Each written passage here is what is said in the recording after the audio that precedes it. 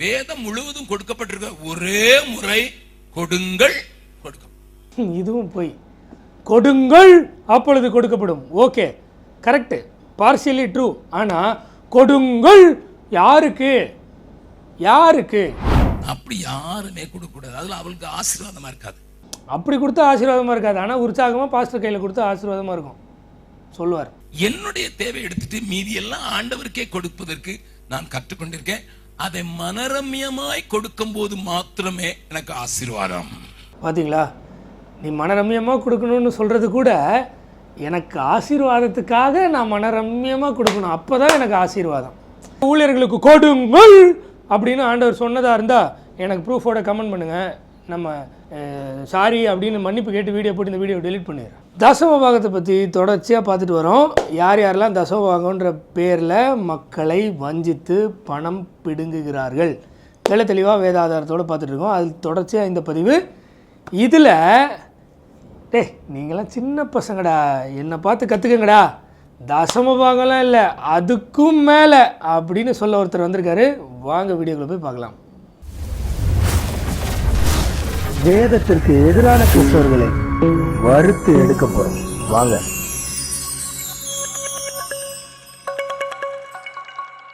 சபை விசுவாசிகள் தசம பாகம் சபை ஊழியருக்கு கொடுக்கின்றனர். சபை ஊழியர் தசம பாகம் கொடுக்க வேண்டுமா? யாரிடம் யாருக்கு கொடுக்க வேண்டும்? தசம பாகத்தை பிரித்து அநேகருக்கு கொடுப்பது சரியா? 3 கேள்வி கேட்டிருக்காங்க.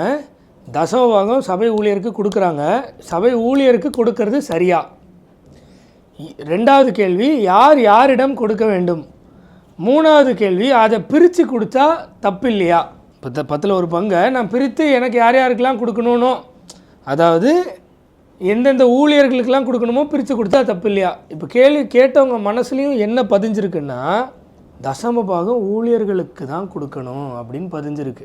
இதுக்கு பதில் சொல்ல போகிற இந்த நபரும் எப்படி தான் கொண்டு போவார்னா, ஊழியர்களுக்கு கொடுக்கறத பற்றி மட்டும்தான் பேசுவார். ஆனால் ஆண்டவர் என்ன சொல்கிறாருன்னா, இவர்கள் சிறியவருக்கு எதை கொடுத்தியோ அதை எனக்கே செஞ்ச அப்படின்னு சொல்கிறாரே தவிர, இந்த ஊழியர்களுக்கு நீ எதை கொடுத்தையோ அதை எனக்கு கொடுத்தேன்னு சொல்லவே இல்லை. அதுதான் தொடர்ந்து பார்த்துட்டு இருக்கோம், இதுலேயும் பார்க்க போகிறோம். தொடர்ந்து பாருங்கள். என்னை கேட்டால் தசம பாகம் பழைய ஏற்பாட்டுக்கு உரியது, புதிய ஏற்பாட்டுக்கு உரியது அல்ல. பா, நெத்தி பொட்டில் அடித்தார்ல. இப்போ இவரை கேட்டால் தசம பாகம் பழைய ஏற்பாட்டுக்கு உரியது, புதிய ஏற்பாட்டுக்கு உரியது அல்ல, நெத்தி பொட்டில் சொல்லிட்டார். இப்போது மக்கள் நீங்கள் டிசைட் பண்ண வேண்டியது, இந்த நபர் சொல்கிறது உண்மையா இல்லைன்னா இவர் கொடை பிடிக்கிறார் பாருங்க. தோ டி மோகன் சி லாசரஸ், கார்த்திக் கமாலியல். ஏன்னா தசமபாகம் கொடுக்கலன்னா செத்து ஒழியட்டும்னு ஜெபம் பண்ணுவாங்க இவங்கெல்லாம். இப்போ இந்த நபர்களை அகஸ்டின் ஜெபகுமார் பொய் சொல்கிறாருன்னு வெளிப்படையாக சொல்ல முடியுமா முடியாதா? முடியாது. ஏன்னா கூல கும்பிடு போட்டு இவங்களோட தான் சேர்ந்து சுற்றிட்டு இருக்கிறார். நீங்கள் உடனே சொல்லுவீர்கள், இயேசு சொன்னாரே அதையும் செய்ய வேண்டும் இதையும் விடாதிருக்க வேண்டும் என்கிற வசனத்தை மாத்திரம் பிடித்து கொண்டு நீங்கள் தசம பாகம் கொடுக்கிறது புதிய ஏற்பாட்டிலும் தொடர வேண்டும் என்று சொல்லலாம். என்னை பொறுத்த மட்டிலே புதிய ஏற்பாட்டில நானும் என்னுடையவைகள் அனைத்தும் ஆண்டவருக்கு போடு. தசமம் 10ல் 1 இல்லை, மொத்தம் வேணும். இப்போ இவர் சொல்கிற இது சத்தியம்தான், இந்த சத்திய வேதம் சொல்லுகிற உண்மைதான், அதில் மறுக்க யாராலையும் முடியாது. புதிய உடன்படிக்கையில் நான் முழுசாக ஆண்டவருக்குரியவன், என் சரீரங்களை ஜீவ பலியாக முழுவதுமாய் ஒப்பு கொடுப்பதே புத்தியுள்ள ஆராதனை, இதில் மாற்று கருத்தே கிடையாது. நான் முழுசாக ஆண்டவரோடதுனா என் மூலமாக வர பணம் முழுசாக யாருது தான்? ஆண்டவரோடது தான். ஆனால் இப்போ இதில் $1 மில்லியன் கேள்வி என்னென்னா, அந்த பணத்தை நான் ஊழியர்களுக்கு கொடுக்கறது தான் ஆண்டவருக்கு கொடுக்கறதுன்னு அர்த்தமா? இதுதான் கேள்வி. ஆனால் இந்த நபர் சொல்கிறது என்னென்னா, ஊழியர்களுக்கு கொடுக்கறது தான் ஆண்டவருக்கு கொடுக்கறதுன்னு சொல்கிறார். இப்போ முழுசும் நான் ஆண்டவருக்கு தான் உரியவன், மாற்று கருத்தே இல்லை. ஆனால் அது எதை இம்ப்ளை பண்ணலைன்னா, என் பணம் எல்லாம் நான் ஊழியக்காரர்களுக்கு யாருக்கோ கொடுக்கணும் அப்படின்றத இம்ப்ளை பண்ணவே இல்லை. தசமபாகம் கொடுக்கும்போது 10% உமக்கு கொடுத்து விடுகிறேன், 90% நான் எப்படியும் செலவழிப்பேன் என்று சொல்கிறான் ஒருவன். என்னுடைய கன்விக்ஷனை பொறுத்த மட்டும், ஆண்டவரே நீர் என்னை நம்பி இந்த சம்பளத்தை கொடுத்தீர் அல்லது இந்த வருமானத்தை கொடுத்தீர், இதுல என்னுடைய தேவை இவ்வளவுதான், மீதி அவ்வளவும் உம்முடைய உழைத்துக்கு. கரெக்டு, எல்லாமே அவருக்கு தான், ஆண்டவரது தான். ஆனால் எல்லாமே அவருக்குன்னா எப்படி செலவு பண்ணணும் அதானே கேள்வி.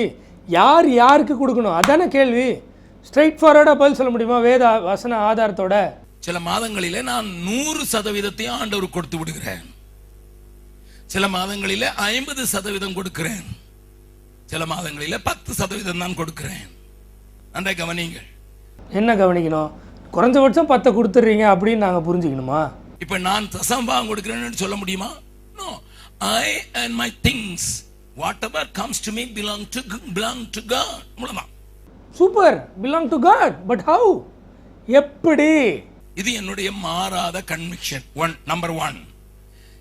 ஏன்னா நானும் என்னுடையவைகள் அனைத்தும் நீங்கள் அவருடையவர்கள். அப்படித்தான் வேதம் சொல்லுது, நீங்கள் அவருடையவர்கள். Super, correct. நான் ஆண்டவரோட தான். மேலே சொல்லுங்க. எனக்குன்னு ஒண்ணு இல்லை, எனக்குன்னு ஒண்ணு இல்லை. அவர் கொடுக்கிறதுல நான் என்னுடைய தேவை எடுத்துட்டு மீதி எல்லாம் ஆண்டவருக்கே கொடுப்பதற்கு நான் கற்றுக்கொண்டிருக்கேன். அதை மனரம்யமாய் கொடுக்கும் போது மாத்திரமே எனக்கு ஆசீர்வாதம். பார்த்தீங்களா, நீ மனரம்யமாக கொடுக்கணும்னு சொல்கிறது கூட எனக்கு ஆசீர்வாதத்துக்காக நான் மனரம்யமாக கொடுக்கணும், அப்போ தான் எனக்கு ஆசீர்வாதம். இது இந்த ஸ்ட்ரிக்டான ஊழியர், இந்த ஸ்ட்ரிக்ட் இல்லாத ஊழியர், பணத்து பின்னாடி போகிற ஊழியர், இவர் உன்னதமான ஊழியர், எந்த பாகுபாடும் இல்லை. எல்லாரும் கையில் எடுக்கிற ஆயுதம் இதான். கொடுத்தா ஆசீர்வாதம், ஆசீர்வதிக்கப்படணும்னா கொடுக்கணும். இன்னும் எத்தனை காலம் இப்படி ஓட்டுறீங்கன்னு பார்க்குறேன்.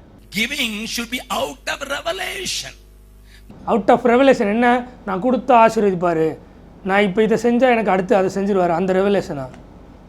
Out of love. நான் தகுதியே இல்லாதப்போ எனக்கு அதை செஞ்சார்ல, அதனால தான் நான் என்னையே அவர் கொடுக்குறேன். இப்போ என்னையே அவர் கொடுக்குறேன்னா என் பணத்தெல்லாம் எடுத்து யாருக்கோ கொடுக்கறது இல்லை. அதையும் பார்த்துருவோம். அவன் என்னை ஏறி எழுப்பி இதை கொடு என்று சொன்னால் நான் எத்தனை சைக்கிள் தெரியுமா ஊழியத்துக்கு கொடுத்துருக்கேன், எத்தனை வாட்ச் தெரியுமா போயிருக்குது. சைக்கிள் ஊழியத்துக்கு போச்சு, ஓகே. வாட்ச் என்ன ஊழியம் பண்ண போகுது போகிறதுக்கு? No calculation. ஆண்டவர் கொடுக்கறதுல கால்குலேஷன் பண்றதுக்கு அல்ல, ஆனா ஜனங்களை கொடுக்க ஏவுறதுக்கா. தசமபாகமாவது கொடுப்பா அப்படி சொல்றதுக்கு தான் தசமபாகம் வந்து விட்டது. ஸோ இவர் தெளிவாக என்ன சொல்கிறாருன்னா, எப்படியாவது கொஞ்சமாவது கொடுத்துட மாட்டானா அப்படின்னு ஏங்கி தான் தசமபாகம் வந்துருச்சுன்னு சொல்கிறார். ஓகே, நியாயம்தான். இப்போ நம்ம கேள்வி என்னென்னா, இவர் கூழ கும்பிடு போட்டு கூட வச்சு சுற்றிட்டு இருக்கிறார்ல, டி மோகன், மோகன் சி லாசரஸ், கார்த்திக் கமாலியல், இன்னும் பலர், அவங்க எல்லாரும் இப்படி எப்படியாவது 10வது கொடுத்துட மாட்டானான்னு தான் கெஞ்சுறாங்க அப்படின்னு இவர் ஒத்துக்க முடியுமா? ஓப்பனாக சொல்ல முடியுமா? ஏன்னா மக்களை வஞ்சிக்கிறாங்கல்ல. ஓப்பனாக டி மோகன், மோகன் சிலாம் பணத்துக்காக தசமபாகம்னு பேரை சொல்லி ஏமாத்துறாங்க அப்படின்னு சொல்ல முடியுமா? முடியாதுன்னா யுத்த சத்தம் நெஞ்ச நிமித்திட்டு அவர் எவ்வளோ பெரிய ஆள் அப்படிலாம் யாரும் பேசாதீங்க. ஏன்னா ஒரு காலத்தில் நானும் பேசிகிட்டு இருந்தேன். ஆனால் அப்படி இல்லை. அவர் மோசமான ஆள். மோசம்னா மோசம், ரொம்ப பெரிய மோசமான ஆள் அவர், Augustine Jebakumar. Otherwise, try to teach people giving. ஜனங்களை தரித்திரத்திலிருந்து தூக்கி விடுறதற்கு வேதம் முழுவதும் கொடுக்கப்பட்டிருக்க ஒரே முறை கொடுங்கள், கொடுக்கும். இதுவும் போய் கொடுங்கள் அப்பொழுது கொடுக்கப்படும். Okay, correct, partially true. ஆனால் கொடுங்கள் யாருக்கு? யாருக்கு? ஊழியர்களுக்கா? அதை தான் ஆண்டவர் சொன்னாரா? எப்பா மோகன் சி லாசரஸ், டி மோகன், அகஸ்டின் ஜெபகுமார், இல்லைன்னா பேர் வேண்டாம், ஜெம்ஸு, என்னது என்எல்சிசி, இப்படிலாம் வச்சுட்டு திரிவாங்க, அவங்களுக்கு கொடுங்கள் அப்பொழுது உங்களுக்கு கொடுக்கப்படும் அப்படின்னு ஆண்டவர் சொன்னாரா? இதை ஆண்டவர் சொன்னாரா? கொடுங்கள் அப்பொழுது கொடுக்கப்படும்னு இந்த வீடியோ பார்த்துருக்கவங்க தயவு செஞ்சு அந்த தேடி எடுத்து எந்த இடத்துல இருக்குன்னு படிச்சுட்டு அந்த இடத்துல உண்மையிலே ஊழியர்களுக்கு கொடுங்கள் அப்படின்னு ஆண்டவர் சொன்னதாக இருந்தால் எனக்கு ப்ரூஃபோட கமெண்ட் பண்ணுங்கள். நம்ம இந்த வீடியோவுக்கு மன்னிப்பு கேட்டு சாரி அப்படின்னு மன்னிப்பு கேட்டு வீடியோ போட்டு இந்த வீடியோ டெலீட் பண்ணிடுறேன். இதை கிவிங்கை நீங்கள் டீச் பண்ணணும். ஆனால் இவ்வளோதான் கொடுக்கணும்னு டீச் பண்ணுறத எந்த தூரம் வேதத்தில் அனுமதி இருக்குதுன்னு எனக்கு தெரியல. தான் இல்லைன்ட்டார்ல, முன்னாடியே இல்லைன்னு சொல்லிட்டீங்களா, அப்புறம் என்ன இப்போ எந்த தூரம் வேதம் அனுமதிக்கும் எனக்கு தெரியல. இல்லை, மனப்பூர்வமாய் சந்தோஷமாய் கொடுக்கிற அந்த நிலைக்கு ஜனங்களை தள்ளணும். உற்சாகமாய் கொடுக்கிற வண்ணத்தில், ஐயோ பாஸ்டர் கையில் இவ்வளவு கொடுக்க வேண்டியிருக்க, ஐயோ பாஸ்டர் கையில் இவ்வளோ கொடுக்க வேண்டியிருக்கேன். பார்த்தீங்களா, இவர் கொடுக்குற மனநிலையை உருவாக்கணும். ஆண்டவருக்கு உற்சாகமாக கொடுக்குற இடத்துல பிரியமாக இருக்கிறார். அதனால யாருக்கு கொடுக்கணும்னு மீன் பண்ணி இவ்வளோ தூரம் பேசியிருக்காருன்னு புரியுதா? ஐயோ பாஸ்டருக்கு கொடுக்கணுமா அப்படின்னு யோசிக்காத அப்படின்னு சொல்கிறார். யோசிக்காமல் கொடுன்றார் உற்சாகமாக. யாருக்கு? பாஸ்டருக்கு. வேதத்தில் இதுதான் பைபிளு. புதிய உடன்படிக்கையில் பாஸ்டர்கிட்ட கொடுக்கறது தான் ஆண்டவருக்கு கொடுக்கறதுன்னு ஒரு ரெஃபரன்ஸ் வேணும். இருக்கா? தர முடியுமா? அப்படி இல்லைன்னா நீங்கள்லாம் பொய் சொல்கிறீங்க அப்படின்றது உண்மை தானே? ஐயோ பாஸ்டர் கையில் இவ்வளோ கொடுக்க வேண்டியிருக்கேன். இந்த மாதம் ஸ்கூல் ஃபீஸ் எல்லாம் கட்டணும். ஆனால் இவருக்கு தசமாக முடியும். ஏன்னா அவர் பிரித்து பார்க்குறாரு, எவ்வளோ போன மாதம் கொடுத்தான், இந்த மாதம் கொடுத்தான்ட்டு. அந்த மனநிலையை உருவாக்காதீங்க. உற்சாகமாக மொத்தமாக கொடுக்க வைங்க அப்படின்றார். அதுவும் நீங்கள் நம்ப மாட்டீங்க, ஆனால் தொடர்ந்து பாருங்கள். அப்படி யாருமே கொடுக்கக்கூடாது. அதில் அவளுக்கு ஆசீர்வாதமாக இருக்காது. அப்படி கொடுத்தா ஆசீர்வாதமாக இருக்காது, ஆனால் உற்சாகமாக பாஸ்டர் கையில் கொடுத்தா ஆசீர்வாதமாக இருக்கும் சொல்லுவார். ஆகையினாலே நான் நடத்துகிற சபையில தசம பாகத்தை நான் பிரசங்கம் பண்ணினது இல்லை. Never never. அதுக்காக என்னுடைய ஜனங்களை கொடுக்க வைக்கிறதுக்கு ஏவாமலும் இல்லை. அதற்காக என்னுடைய ஜனங்களை கொடுக்க வைக்கிறதுக்கு ஏவாமலும் இல்லை. ஏன்னா இவர் எப்படி ஏவுவார்னு ஏகப்பட்ட வீடியோ போட்டிருக்கோம். ஒரு கதை, அதில் ஒரு இன்ஸ்பிரேஷன் கொடுங்க, ஊழியரை தாங்குங்க, மிஷினரிகளை தாங்குங்க. ஜெம்ஸு ஒரு நாள் ரன் பண்ண 18 லட்சம் தேவை, இன்னொருத்தர் ஒரு நாள் ரன் பண்ண 25 லட்சம் தேவை. குட்டுங்கள் அப்பொழுது உங்களுக்கு கொடுக்கப்படும்.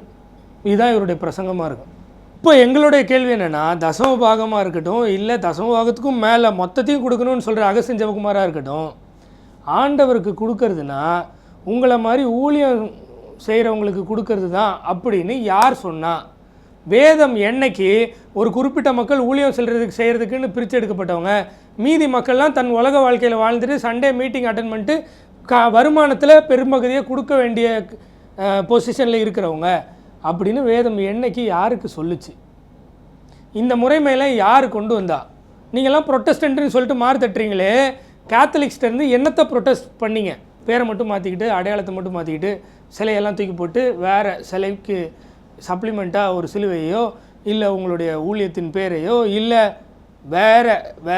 வேறு விஷயங்களை சிலையாக வச்சுக்கிட்டு, அவங்க மாசுனா இவங்க சர்வீஸுன்னு சொல்கிறது, இவங்க சர்வீஸுனா இவங்க ஆராதனைன்னு சொல்கிறது. என்ன மாற்றிட்டீங்க? வேதத்தின் அடிப்படையில் அப்போஸ்தலர் நடவடிக்கைகளில் என்ன பண்ணாங்க? சபைனா என்ன? ஒருவருக்கு ஒருவர் ஷேர் பண்ணிக்கிட்டாங்களா, இல்லை ஒருவருக்கு எல்லாரும் கொடுத்து நீங்கள் செய்யுங்கன்னாங்களா? எங்கேருந்து வந்தது இந்த முறைமையெல்லாம்? பதில் வராதுல்ல? பதில் வர வரைக்கும் கேள்வி கேட்பேன்.